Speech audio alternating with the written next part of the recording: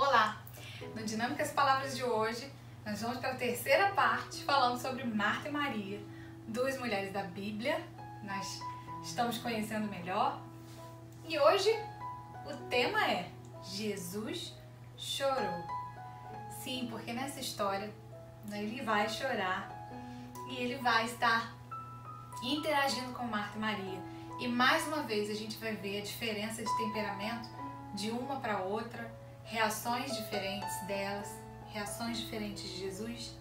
Mas antes eu quero te perguntar uma coisa. Como você reage quando vem uma má notícia? Como é a sua reação? Você fica desesperado? Você se cala? Você chora? Você começa a querer fazer mil coisas?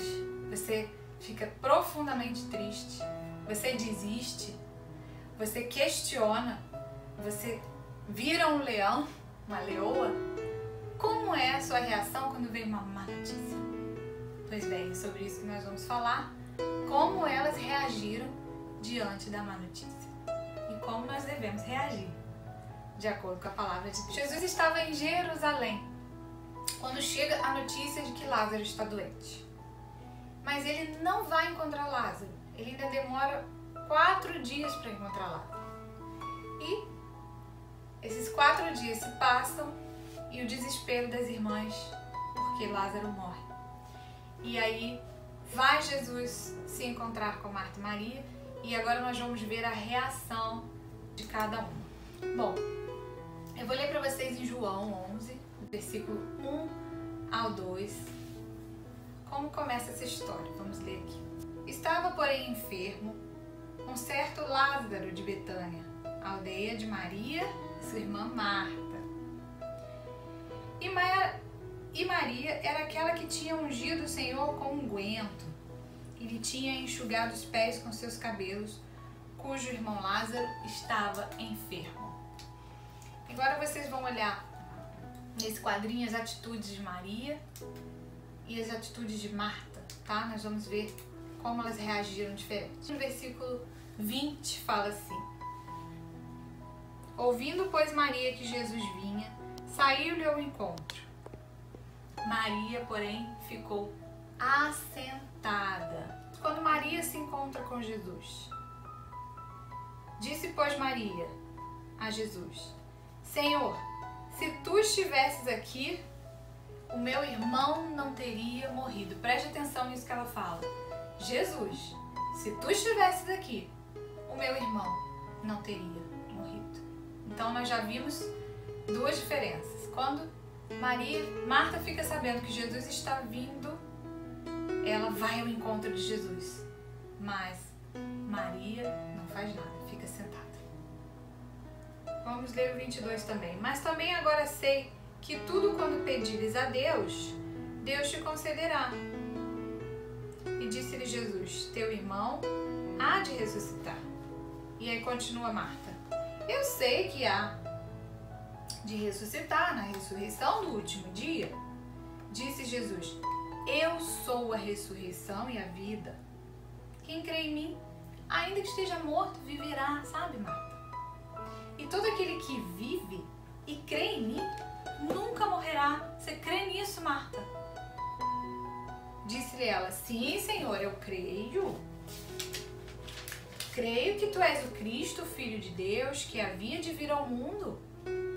E dito isto, partiu e chamou em segredo a Maria, sua irmã, dizendo: o mestre cá está e chama-te. E Maria, ouvindo, levantou-se logo e foi ter com ele. Então, primeiro Marta chega e fala com Jesus: Senhor, se estivesses aqui, meu irmão não teria morrido? Ela questiona Jesus de pé a diferença entre uma irmã e a outra. A primeira vai até Jesus, a outra fica sentada. E ela vai frente a frente com Jesus, olho no olho, e questiona: Jesus, se você estivesse aqui, meu irmão não tinha morrido. Eu vejo uma impetuosidade aí de novo na Marta. Mesma bronca que ela deu em Jesus lá na casa lá de Lázaro, na casa dela, né? Jesus, manda essa mulher aí levantar, por favor, vai me deixar aqui sozinha. Ela vira para Jesus, eu vejo a mesma atitude. Jesus, se tu não estivesse aqui, meu irmão tinha morrido, cara. Sabe? Um questionamento. É assim, Marta é assim, gente. Será que a gente é assim também? Será que a gente também não questiona quando vem a má notícia? Fica chateado com Deus? Fala, pô, Deus, eu sou tão certinho aí, ó. Pô, eu sou tão fiel, por que tá acontecendo isso comigo? E aí o diálogo que continua entre Marta e Maria é um diálogo teológico, né? É um diálogo sobre ressurreição, a ressurreição do último dia. Ela demonstra que tem fé, né? Ela crê. Ela fala, eu creio, Senhor, que o Senhor vai ressuscitar no último dia. Mas ao mesmo tempo Jesus está questionando ela. Você crê mesmo, Marta? Você crê? Mas não é dessa ressurreição que eu tô falando do último dia. Eu tô dizendo hoje, Marta. Tô dizendo que ele pode ressuscitar hoje. Aí ela falou, sim, Senhor. O que o Senhor fizer, o seu pedido, Deus dará.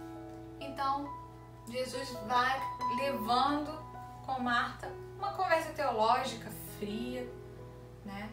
Uma reação mediante as atitudes de Marta. E agora, com Maria foi diferente. Primeiro que Maria ficou sentada, esperando. Marta foi até Jesus para questionar. Jesus que manda chamar Maria. Olha a diferença, gente. Jesus sentiu falta de Maria.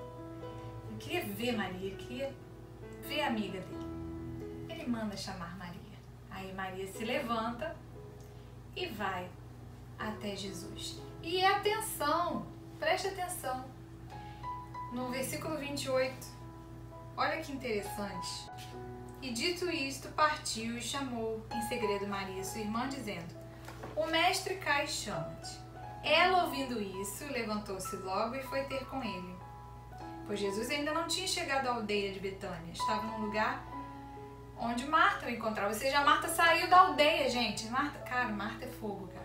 Ela saiu da aldeia para ir até Jesus. Vendo, pois, os judeus que estavam com ela à casa e consolavam, que Maria apressadamente se levantara e saía, seguiram Maria, dizendo, vai ao sepulcro para chorar. Acharam que Maria estava indo chorar no sepulcro, só que Maria estava indo encontrar Jesus. Tendo, pois, Maria chegado onde Jesus estava e vendo, olha a diferença, gente, olha aqui no versículo 32.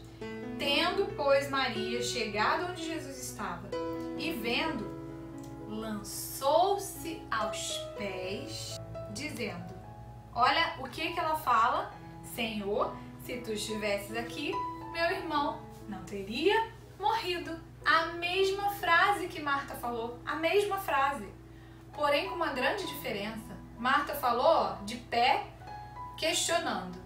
Maria falou no chão, prostrada, adorando. Interessante, é a mesma frase, mas com posturas totalmente diferentes. Maria se humilhou. Eu acredito que Maria usou essa impostação. Senhor, se tu estivesses aqui, meu irmão não teria morrido. Eu imagino Marta falando, Senhor, se tu não estivesse aqui, cara, meu irmão não tinha morrido.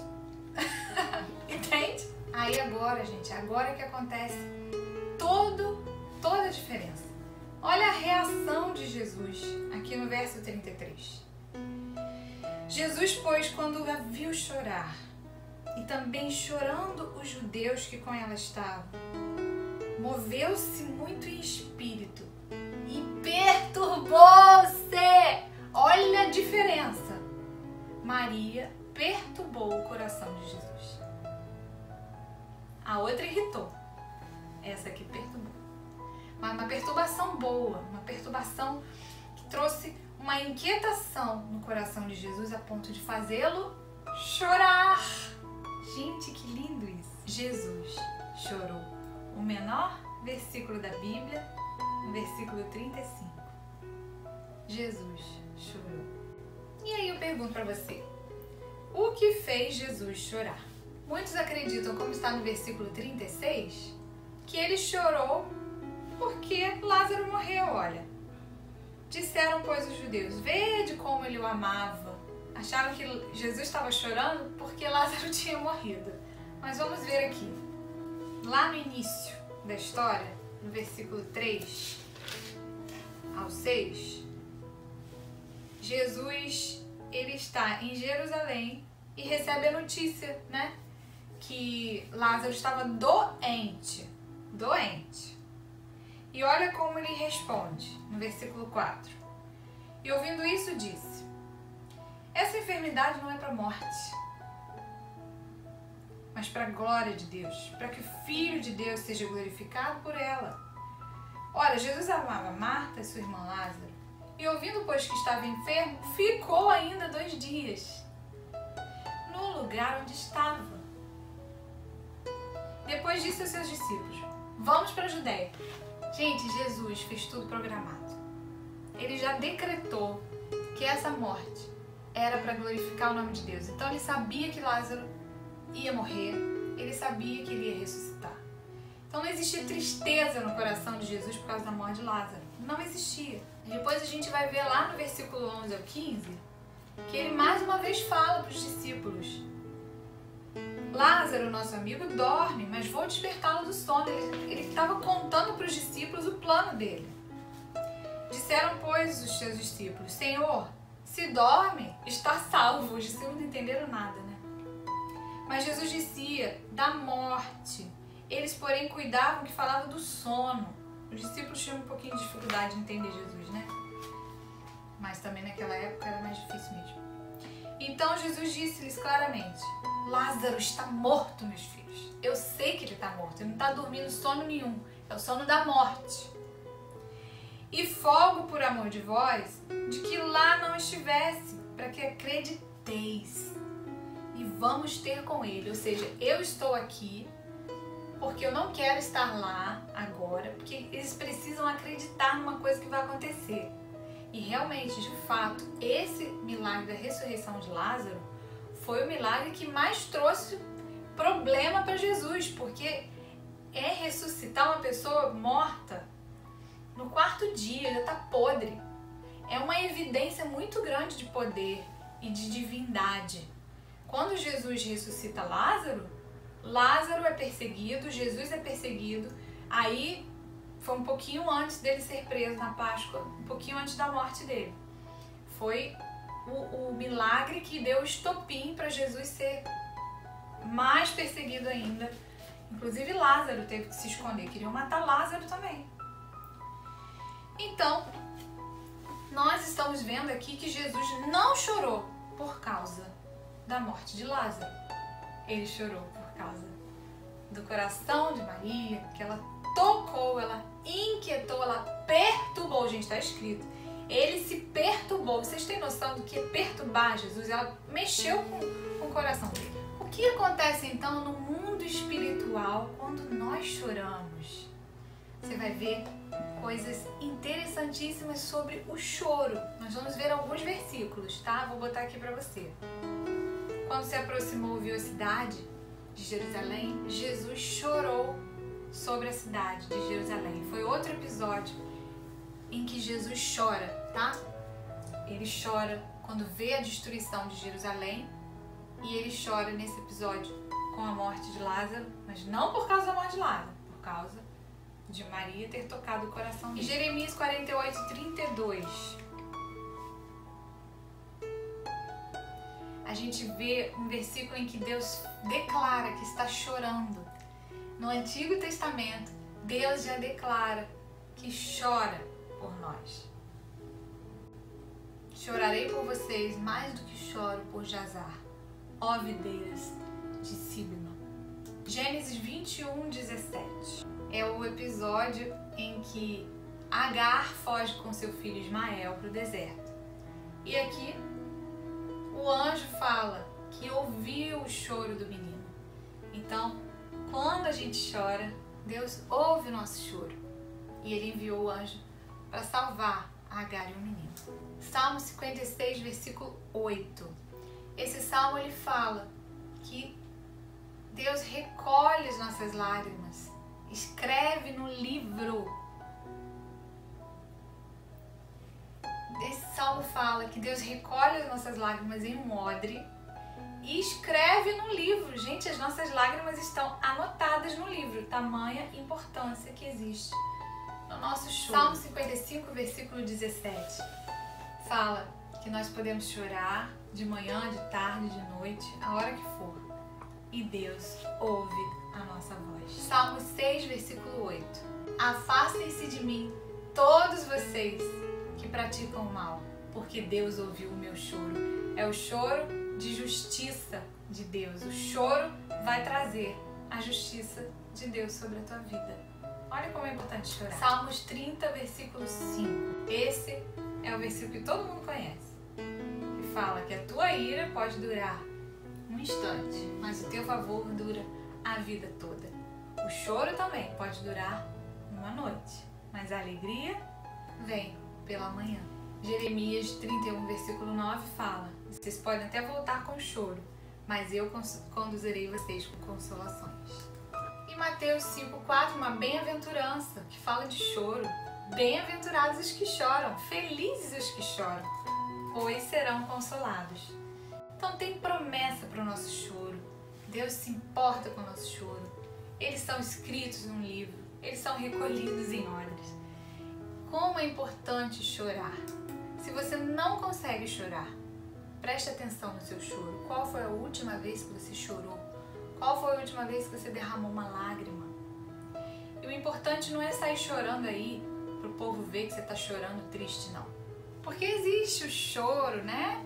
O choro que você faz para chamar a atenção das pessoas, para mostrar que você está bem triste, para se fazer de vítima. Não é desse choro que eu estou falando.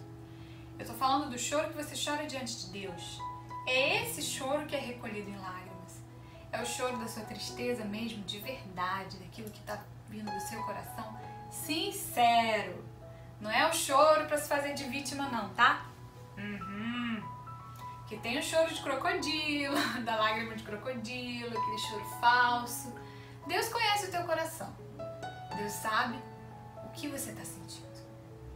E é importante chorar, porque o choro, ele extrapola os seus sentimentos, ele alivia a sua dor. E chorar ainda diante de Deus vai te trazer refrigério, vai te trazer justiça, vai te trazer consolo. Bem-aventurados os que choram, que serão consolados. Então, coisa boa é quando a gente é consolado ou por alguém, ou pelo Espírito Santo de Deus, que vem aquele refrigério no nosso coração. Então preste atenção se você está conseguindo chorar. Porque às vezes você está tão triste, que nem a lágrima sai mais. Então eu te desafio a chorar. Sempre que tiver algo triste no seu coração, chore. Se Jesus chorou, por que você não pode chorar? Se Jesus chorou, existe uma importância no choro e a gente viu na palavra de Deus que ele é importante. Se alegrar é muito importante também, mas o choro também é importante. E agora, o meu desafio para você é: se porventura você recebeu uma má notícia, recebeu ou receber, você não vai perguntar por quê. Ah, mas por que, meu Deus? Por que isso aí está acontecendo? Não. Você vai perguntar para quê? Porque tudo tem um propósito. Tudo que acontece na nossa vida tem um propósito.